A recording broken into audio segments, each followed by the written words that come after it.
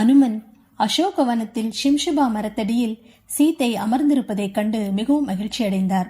சீத்தையிடம் சென்று தனது வணக்கத்தை தெரிவித்துக் கொண்டு, தாயே, தாங்கள் நலமாக இருப்பதைக் கண்டேன்.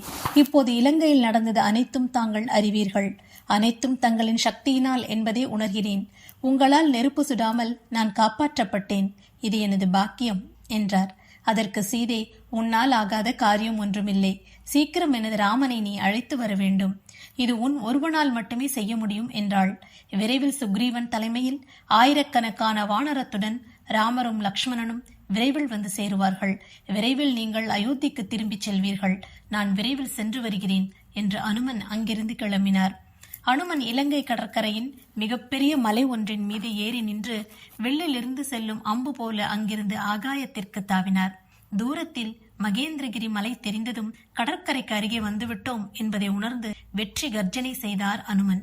ஆகாயத்தில் கருடன் பறந்து வருவதைப் போல கர்ஜனை செய்து கொண்டு அனுமன் வருவதை பார்த்த வானரங்கள், அனுமன் வந்துவிட்டார் என்று ஆரவாரம் செய்தார்கள்.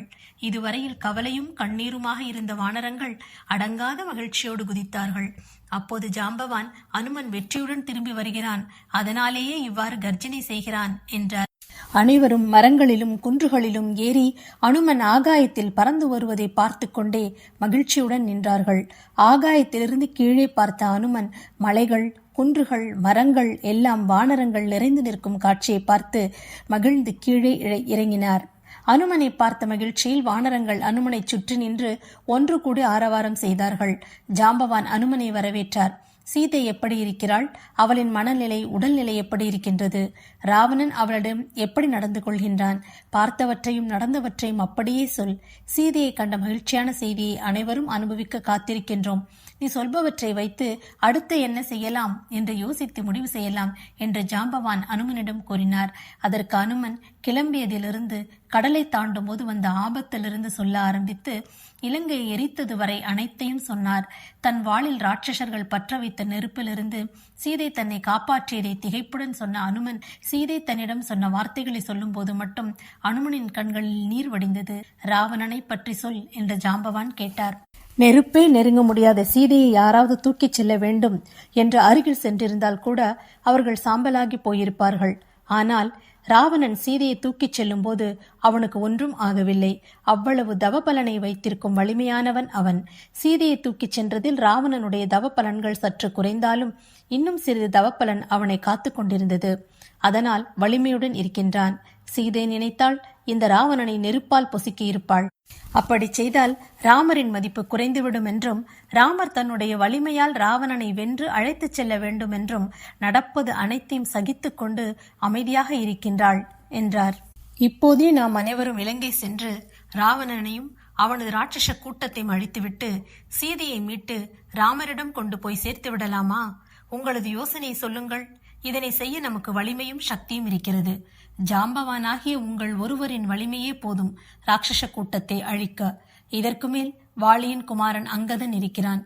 மிகவும் பராக்கிரமசாலியான பனசன், நீலன் இருவர் இருக்கிறார்கள். பிரம்மாவிடம் வரங்களை பெற்ற அஸ்வினி குமாரர்கள் மயிந்தன், த்விவிதன் இருக்கிறார்கள். இவர்கள் அனைவரும் தனியாகவே சென்று ராட்சசர்களை அழிக்கும் திறமை பெற்றவர்கள். இப்போது அனைவரும் ஒன்று கூடி இருக்கின்றோம். நாம் அனைவரும் சென்று சீதையை மீட்டு ராமனிடம் சேர்த்து அவர்கள் இருவரையும் மகிழ்ச்சியில் ஆழ்த்துவோம். இப்போது நாம் என்ன செய்யலாம்? நீங்கள் சொல்லுங்கள் என்று அனுமன் பேசி முடித்தார். இதை கேட்ட அங்கதன் கோபத்துடன் கொதித்தெழுந்தான். நான் ஒருவனே போதும், ராவணனையும் இந்த ராட்சச கூட்டத்தையும் அழித்து விடுவேன். அப்படி இருக்க நாம் இத்தனை வீரர்களும் வேறு இருக்கின்றோம். இத்தனை நாட்கள் கழித்து சீதையை அழைத்து போகாமல் ராமரிடம் வெறுங்கையுடன் திரும்பிச் செல்வது சரியில்லை. இலங்கை சென்று எதிர்ப்பவர்களை அழித்துவிட்டு சீதையை மீட்டுச் செல்வோம் என்று அங்கதன் கூறினான்.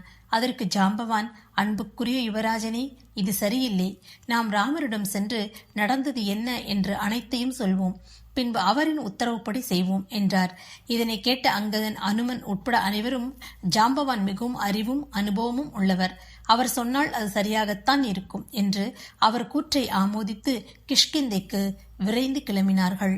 அனுமன் உட்பட அனைத்து வானர கூட்டமும் கிஷ்கிந்தைக்கு வந்து சேர்ந்தார்கள்.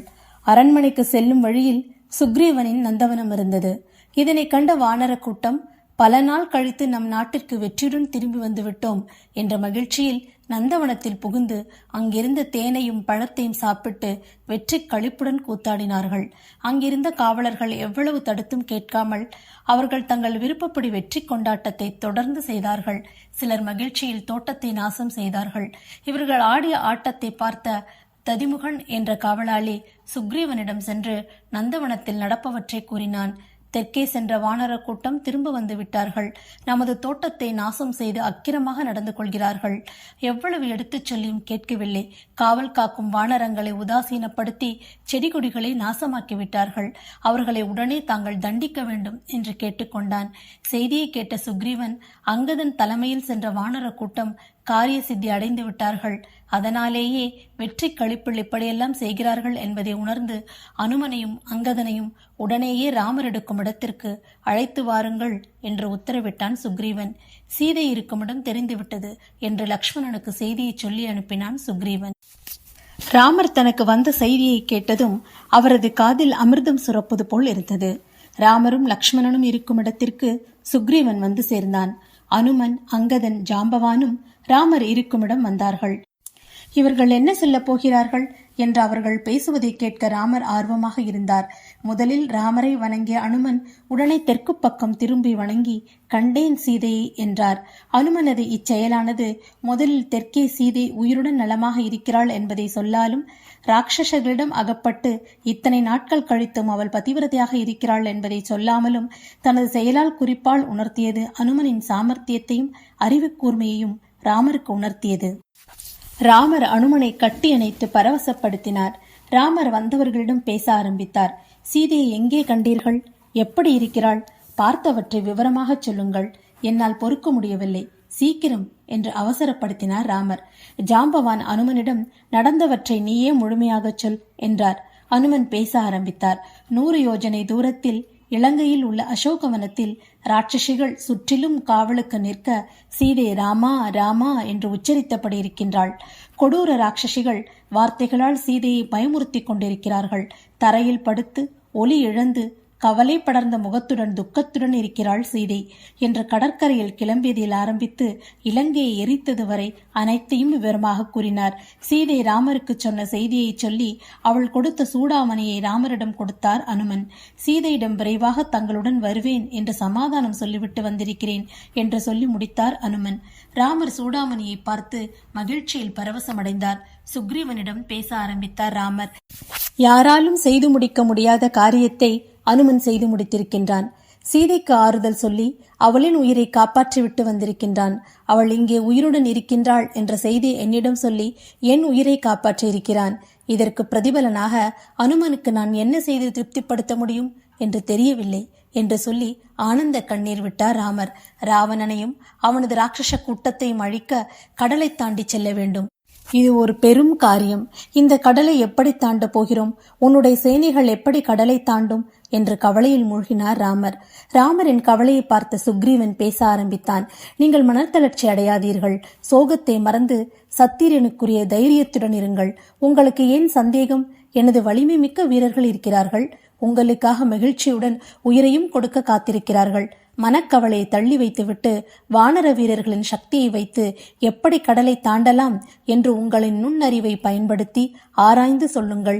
உங்கள் உத்தரவு எதுவாக இருந்தாலும் அதனை சிறப்பாக செய்து முடிக்கின்றோம். உங்களையும் லக்ஷ்மணனையும் கடலை தாண்டி இலங்கைக்கு கொண்டு போய் சேர்ப்பது எங்களுடைய காரியம். அதனை சிறப்பாக செய்து முடிப்போம். நீங்கள் இலங்கை சென்று ராவணனை வென்று சீதையுடன் திரும்பி வாருங்கள். இதனை உறுதியாக நம்புங்கள் என்று ராமனை உற்சாகப்படுத்தினான் சுக்ரீவன். ராமர் அனுமனிடம் இலங்கையின் அமைப்பையும் அங்குள்ள பாதுகாப்பு அமைப்பையும் சொல்லுமாறு கேட்டார். அதற்கு அனுமன் கடலை தாண்டி செல்லும் வழி, இலங்கையின் நகரத்தின் அமைப்பு, ராவணனின் கோட்டையை சுற்றி இருக்கும் அகழியின் பாதுகாப்பு அமைப்பு, மக்கள் ராவணன் மீது வைத்திருக்கும் நம்பிக்கை, அவர்களது செல்வம், அங்குள்ள ராட்சசர்களின் வலிமை, சேனைகளின் பலம், இலங்கையின் பாதுகாப்புக்கு நிற்கும் ராட்சசர்கள் மற்றும் இலங்கை எதிரிகள் நுழைய முடியாதபடி அரண் அமைத்து ராவணன் பாதுகாத்துக் கொண்டிருக்கின்றான் என்பதை அனுமன் விவரமாக ராமரிடம் கூறினார். இவ்வளவு பெரிய பாதுகாப்பு அரணை அழித்து உள்ளே செல்லும் வல்லமை பெற்ற அங்கதன், ஜாம்பவான், பனசன், நீலன், நளன் போன்ற நிகரற்ற வீரர்கள் இருக்கின்றார்கள். இவர்கள் கடலை தாண்டி அங்கு செல்லும் வல்லமை பெற்றவர்கள். பெரும் வானரப்படையும் தயாராக இருக்கிறது. தாங்கள் உத்தரவு கொடுங்கள், அனைத்தையும் அழித்து நாசம் செய்து விடுகிறோம் என்றார் அனுமன். ராமர் சுக்ரீவனுடன் ஆலோசித்து யுத்தத்தில் வெற்றி தரும் முகூர்த்தமான உத்தர பங்குனி நட்சத்திரத்தன்று கடற்கரை நோக்கி அனைவரும் புறப்பட முடிவு செய்தார்கள். இப்போது நீங்கள் எங்கள் எல்லோரையும் ஆசீர்வதியுங்கள் சுவாமி என்று கூறி ஹனுமன் மீண்டும் நமஸ்கரித்ததும் எல்லா வானரங்களும் கரடிகளும் ஸ்ரீராமபிரானை வணங்கின. ஹே ஹனுமா, நீ செய்துள்ளது மகத்தான காரியம். உனக்கு துணை நின்ற எல்லோருக்கும் அதில் பங்குண்டு என்றாலும் உன் செயல்கள் மகத்தானது. உனக்கும் வானரப் படைகளுக்கும் என்ன தந்தாலும் ஈடாகாது. உனக்கும் நான் என்ன வெகுமதி அளிக்க இயலும்? அதை நீ எதிர்பார்த்தா இதையெல்லாம் செய்தாய். ஆனால் இப்போது நான் எல்லோர் முன்னிலையிலும் ஒரு வெகுமானம் உனக்கு அளிக்கப் போகிறேன். உன்னுடைய பக்திக்கு இதைவிட வேறு எந்த வெகுமானமும் ஈடேகாது, அளிக்கவும் இயலாது என்று சொல்லி ஸ்ரீ ஹனுமந்தனை ஆறத் தழுவி ஆலிங்கனம் செய்து கொண்டதை பார்த்து அங்கிருந்த அனைவரும் எழுப்பிய சந்தோஷ கோஷத்தால் கிஷ்கிந்தையே சிலிர்த்தது. ஸ்ரீ ஹனுமந்தன் புரிந்த காரியம் எத்துணை அசாத்தியமானதோ, எதனாலும் ஈடு செய்ய இயலாததோ, அதை போலவே ஸ்ரீராமபிரானால் ஹனுமனுக்கு அளிக்கப்பட்ட ஸ்வாத்ம பிரதானம், ஆலிங்கனம், சர்வாங்க சாயுஜ்யமாகிய முக்தியும் அளவிட இயலாதது. எடுத்துக்கொண்ட செயலில் அக்கறையும் ஸ்ரத்தையும், எந்த தடை வந்தாலும் முடிக்க வேண்டும் என்கின்ற தீவிரமும் இருந்தால் இறைபக்தி நமக்கு துணை நிற்கும் என்கின்ற தன்னம்பிக்கையுடன் செயல்பட்டால் கட்டாயம் வெற்றி கிட்டும். அதுவும் பல்லோர் பாராட்டும் வண்ணம் அமைந்த வெற்றி கிட்டும் என்பதை சுந்தரகாண்டம் நமக்கு வலியுறுத்துகிறது.